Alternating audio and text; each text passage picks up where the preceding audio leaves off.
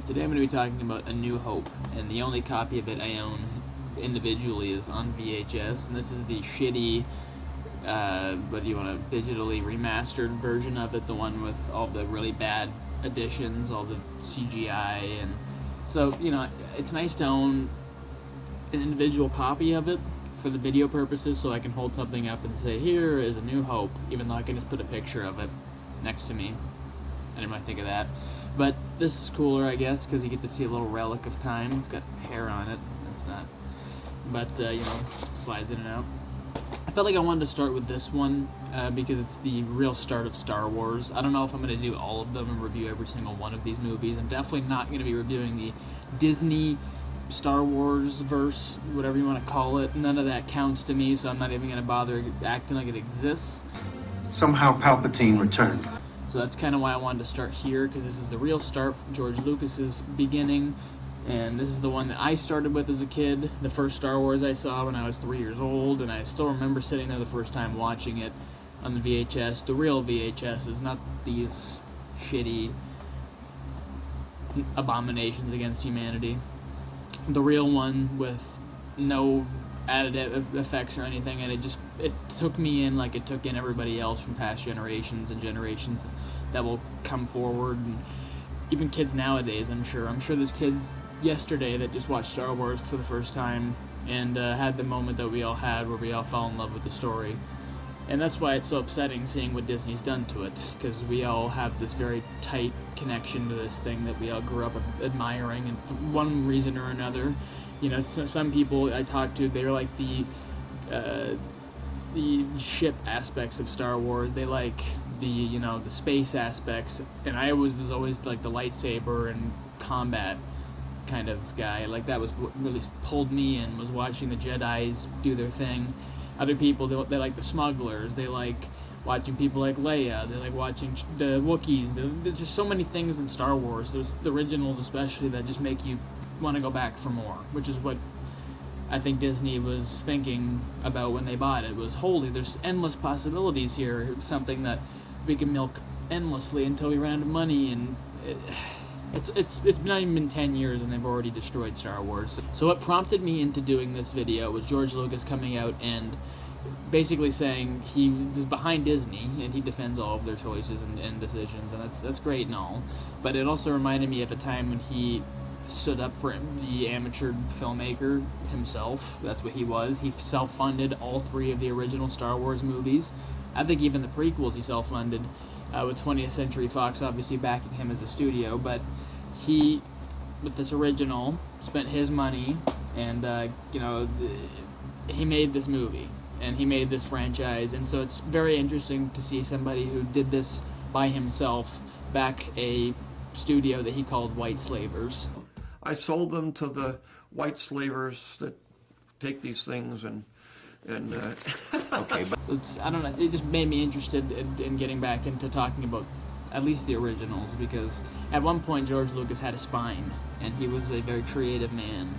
And whether you agree with his choices or not, I don't agree with a lot of them, but there's some. Obviously, he made one of our favorite franchises ever. People who are watching this, or people who like watching Star Wars content, he's the guy that made it. So, you can hate him all you want. Without him, we wouldn't be sitting here talking about this original movie 50 years later almost, which is just, it's crazy to think about. 50 years. And I obviously wasn't around for all of it, but I remember as a kid when the 30th anniversary hit, now we're almost nearing the 50th. It's just insane. So this original movie obviously was like the first really big movie for Mark Hamill and Carrie Fisher. Harrison Ford had already done American Graffiti.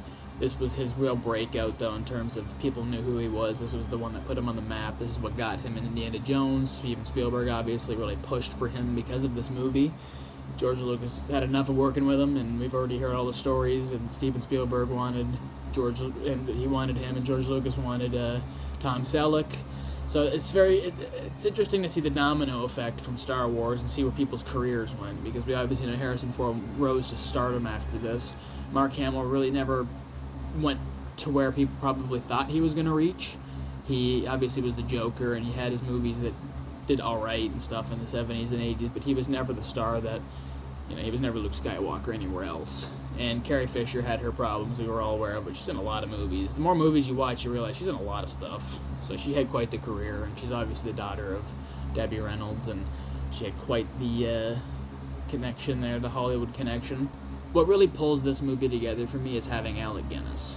Him as Obi-Wan Kenobi is still to this day one of the most known performances worldwide by anybody who talks about movies. You watch a parody or something about Star Wars, there's always somebody doing an impression of Obi-Wan from A New Hope. Where you going? The benefit's tomorrow! Relax. The Sand People frighten easily, but they'll be back. And in greater numbers. Well, that'll give us a richer harmony. Oh yeah, no, it's gonna sound fantastic. He left a lasting impact. He's only in the movie for 25-30 minutes on screen, and he's the one you remember. You know, like, I love, don't get me wrong, Ewan McGregor's a great Obi-Wan, but I absolutely love Alec Guinness, and having that kind of star power, I think, really helped propel this movie into something more serious. I'm not sure if people would have took it as serious. They really didn't take it serious regardless. It was just looking like a crazy movie that nobody was going to go see until it blew up. You know, you watch the documentary about this, even George Lucas had absolutely no idea this was going to happen. He thought this was going to be the worst thing that ever happened to him. He was having chest pains. He was ending up in the ER multiple times because he was so stressed and overworked from this film. And you know, he went all over the world to make this. They had to go to Africa to set up all the stuff for the Tatooine stuff in the movie, which they went back to for Phantom Menace. And all of it was filmed in London. And if you watch the documentary, you see a lot of the clashing of him and the cameramen, because they had their particular ways of working over there, and George liked to work his way. And it's just very interesting to see how we've got such an amazing movie out of something that seemed like it was so destined to fail. None of the actors were taking this serious. If you watch the behind the scenes, they were all laughing all the time, making jokes and stuff. This just seemed like a joke to them until Alec Guinness would come on set, and they all said they'd take it seriously. But you can tell it was something that nobody thought was going to be seriously taken, and it ended up being the biggest franchise ever. You can say what you want. Star Wars gets tanked, obviously, but it's still probably the biggest franchise of all time in terms of, you say the word Star Wars anywhere in the world, somebody will know what you're talking about. Especially the characters, you know, Darth Vader, Luke Skywalker. Those character names just, they resonate with generations. So it's a special thing, and that's why I think so many people, including myself, it's just baffling. You know?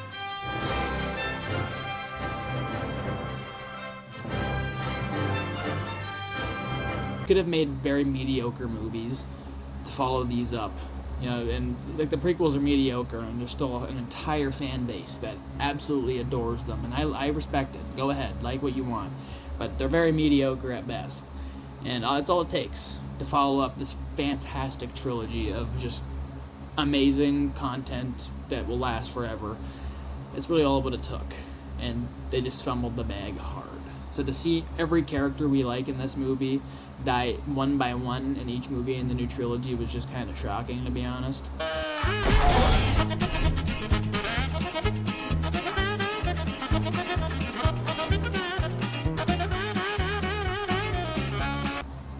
You see each of them on this, they don't go in that order, of course, but Han first, then Luke, then Leia. So it's very slap in the face, you know? It's a big slap in the face for the fans who enjoyed this movie, and like I've said multiple times, it becomes something of like a religion almost. You become tied to the movie. You watch it and you feel like you're in it. You feel for these characters. You feel like you are some of these characters when you're a kid. And it's a special thing. Not too many movies have that connection with humans where you can watch it and sit down and really feel like you're cheering with them. And you know, he's going down the trench run at the end. Use the Force, Luke. Let go. And you can I still get chills when I watch it because I just feel like you might miss. You know, it's one of those movies, you know what's coming, but you just don't know because it's that good. A good movie will keep you on edge, even if you've seen it a million times. And it's just, it's magic. It really is. And it's movie magic. It's magic in general.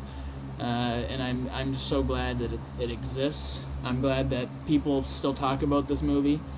And I'm glad. And I hate Disney Plus, but I'm glad that these movies are on there for younger people to at least access in some way. Because I know nowadays nobody really collects movies. There's not very many people that have a movie collection.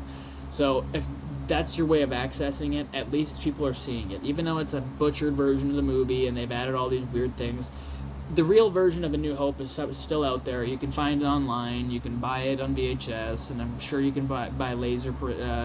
I said laser.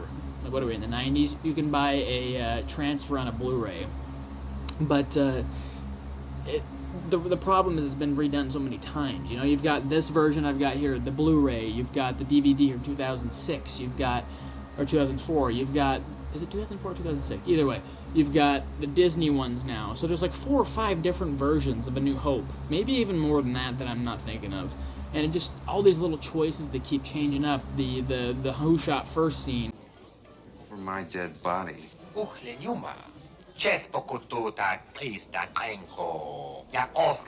Yes, I bet you have.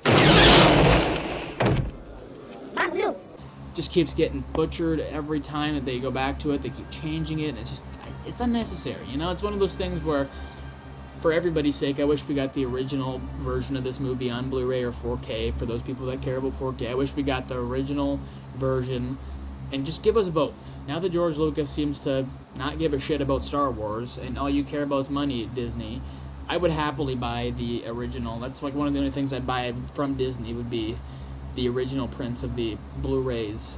I'm sure you can get the, like I said, overseas. I know people who do it illegally or whatever, but I don't feel like shelling out $150 for 3 Star Wars movies. It's just not worth it.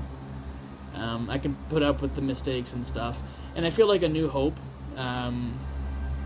No, Empire Strikes Back is definitely, because Return of the Jedi is definitely the one that got the worst additions in my opinion.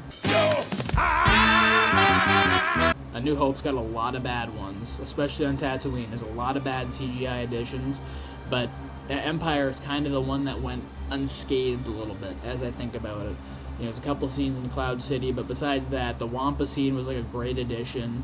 In this one, there's not too many additions that really help.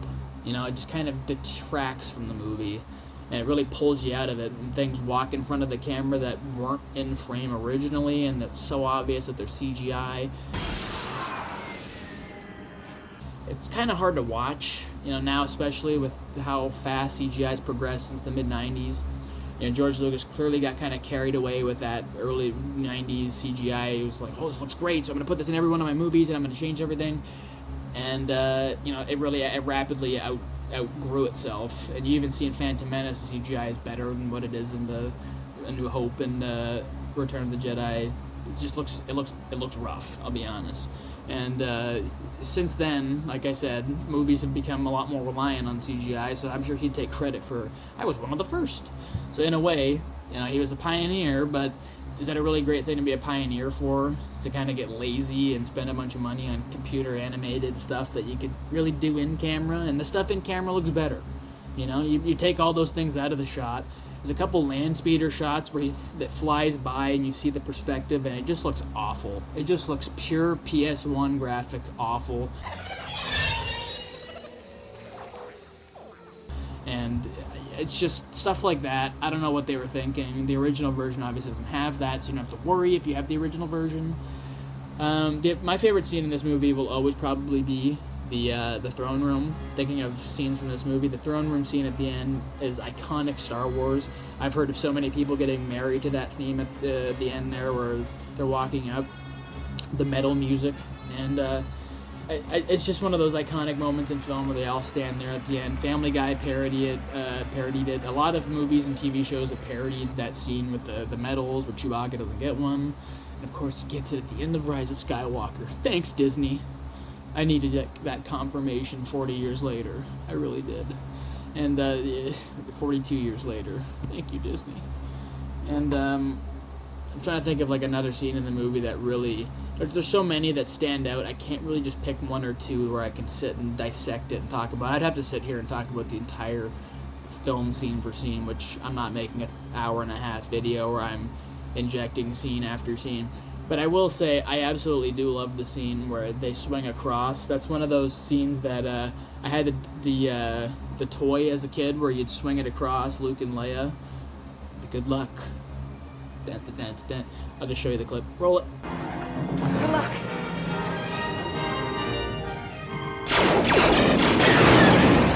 You know, that scene we've all seen a million times.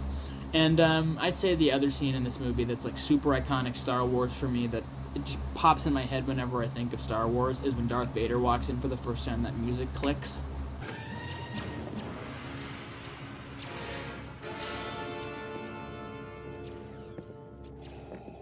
Now, obviously, that's not the same music you heard in Empire Strikes Back. They weren't quite there yet, but that music, it hits. You know what you're seeing. You know this guy's a problem, and you instantly feel scared. Like, as a kid, I remember, oh my god, it just instantly put me in my place. Like, this guy's he's a problem. I think he's on the screen for 9-10 minutes in the first movie, and yeah, he's scary. You know, and this is what Darth Vader will always be to me. He won't be the guy that I hate Sand. He'll be this guy, the guy that comes on screen and he instantly scares everybody into just doing exactly what they're told to do and what they're meant to do. All of his guys fall in a line and they're scared and they don't want to get choked out, and I love it. This movie even nails the comedic moments for me, you know, like the scene where Han Solo runs around the corner and all the stormtroopers are there.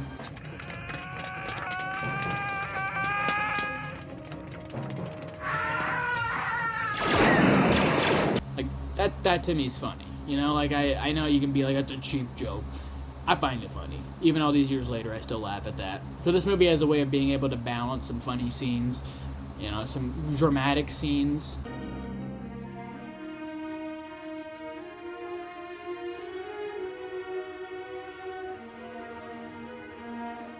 Like, tell me that didn't break your heart the first time you saw that, right? It did. I'll stop punching scenes into this now, but I just felt like I had to throw a couple in here to kind of reference my favorite scenes in this movie. So now we will try and wrap this up, or else I could sit here for 6 hours talking about this movie, and I'm probably going to talk about Empire Strikes Back in a couple days. But, yeah, drop something. To close out, you know, and show this one more time, love A New Hope. I guess I'll do... I've never done any ratings on this channel. I've never done any movie reviews, so I'll do out of 10 ratings. I give A New Hope a 9.5 out of 10. So that's like a near perfect score. You know, you can't get much closer to perfect. The next one might get a 10. Just throwing that out there. Just no spoilers, but it might. I'm just saying. So I hope you enjoyed. I hope you have a good day, a good month, good year, good whatever, good everything. And I hope you enjoyed this. Go watch A New Hope again. If you're feeling that urge to go back and watch a good movie, watch A New Hope. Okay? Okay. Thanks for watching, and I'll see you guys in the next video.